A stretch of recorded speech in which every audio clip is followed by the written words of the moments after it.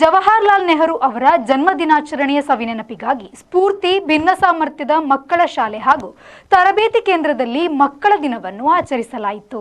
ಆಳ್ವಾಸ್ ಕಾಲೇಜಿನ ಸಮಾಜ ಕಾರ್ಯ ವಿಭಾಗದ ಮುಖ್ಯಸ್ಥೆ ಡಾಕ್ಟರ್ ಮಧುಮಾಲಾ ಕಾರ್ಯಕ್ರಮವನ್ನು ಉದ್ಘಾಟಿಸಿ ಮಾತನಾಡಿ, ಮಕ್ಕಳಲ್ಲಿ ಸಾಮಾನ್ಯ ಜ್ಞಾನವನ್ನು ವೃದ್ಧಿಸಿ ಶಿಕ್ಷಣವನ್ನು ನೀಡಿ ವಿಶೇಷ ಚೇತನ ಮಕ್ಕಳನ್ನು ಕೂಡ ಸಾಮಾನ್ಯ ಮಕ್ಕಳಂತೆ ಅವರ ಕಾಲಲ್ಲಿ ನಿಲ್ಲುವಂತೆ ಮಾಡುವ ಕೆಲಸ ಮಾಡಬೇಕಾಗಿದೆ.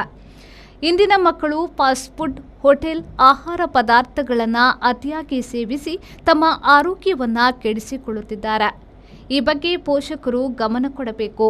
ಈಗ ಸೇವಿಸುವ ಆಹಾರ ಹವಾಮಾನಗಳಿಂದ ಆರೋಗ್ಯದಲ್ಲಿ ಬೇಗನೆ ಏರುಪೇರುಗಳಾಗುತ್ತವೆ ಎಂದ ಅವರು, ಮಕ್ಕಳು ಊಟ ಮಾಡಲಿಲ್ಲವೆಂದು ಮೊಬೈಲ್ ಕೊಡುವುದು, ಕಂಪ್ಯೂಟರ್ ಅಳವಡಿಸುವುದು ಅಪಾಯಕಾರಿ.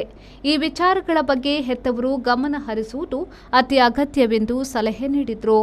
ಈಗ ಆ ಸ್ವಚ್ಛವಾದ ಆಹಾರ ಅಥವಾ ಸ್ವಚ್ಛವಾದ ಒಂದು ಆರೋಗ್ಯಕರವಾದ ಜೀವನ ಶೈಲಿ ಅದೆಲ್ಲವನ್ನು ನಾವು ಕಳ್ಕೊಂಡಿದ್ದೇವೆ ಈಗ. ಸೊ ಬೇರೆ ಬೇರೆ ಕಾರಣಗಳಿಗೋಸ್ಕರ ಈಗ ಕನ್ಸೀವ್ ಆಗುವಂತಹ ಪರ್ಸೆಂಟೇಜ್ ಈಗ ಕಮ್ಮಿ ಆಗ್ತಾ ಇದೆ. ಅಥವಾ ಗರ್ಭಿಣಿ ಆಗುವಂಥದ್ದು immediately soon after the marriage ಅದು ಆ ಕನ್ಸೀವ್ ಆಗುವಂತಹ ಒಂದು ಪ್ರಮಾಣ ಈಗ ಕಮ್ಮಿ ಆಗ್ತಾ ಇದೆ. ಇದಕ್ಕೆ ಬೇರೆ ಬೇರೆ ಕಾರಣಗಳಿವೆ. ಇದನ್ನು ನಾವು ಯೋಚನೆ ಮಾಡಬೇಕು. ದಿನಾಚರಣೆಯನ್ನಾಗಿ ಮಾಡಿ ಅಂತ ಹೇಳಿ ಒಂದು ಅವರು ಕರೆ ಕೊಟ್ಟ ಮೇರೆಗೆ ಅಲ್ಲಿಂದ ನಂತರ ನಾವು ನವೆಂಬರ್ 14 ಮಕ್ಕಳ ದಿನಾಚರಣೆಯನ್ನಾಗಿ ಮಾಡ್ತಾ ಇದ್ದೇವೆ.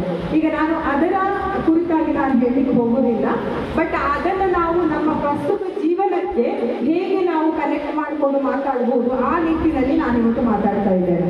ಇಂಪ್ರೂವ್ ಆಗ್ತಾ ಇದ್ದೇವೆ. ಎಲ್ಲರ ಹತ್ರ ಹಣ ಇದೆ, ನಮಗೆ ಏನು ಬೇಕು ಅದನ್ನು ನಮಗೆ ಮಾಡಿಕೊಳ್ಳುವಂಥ ಪಾಸಿಬಿಲಿಟೀಸ್ಗಳಿವೆ. ಆದರೆ ಮನೆಗಳನ್ನು ಕಟ್ಟುವಾಗ ನಮಗೆ ಗೊತ್ತಿದೆ ಎಷ್ಟು ನಮ್ಮ ಹತ್ರ ಹಣ ಉಂಟು. ಒಂದು ಮನೆ ಮಹಡಿಯಲ್ಲಿ ಮಗಳಿಗೆಲ್ಲ ನಾವು ಕಟ್ಟಿಸ್ಕೊಡ್ತಾ ಇದ್ದೇವೆ, ಕರೆಕ್ಟ್ ಅಲ್ಲ?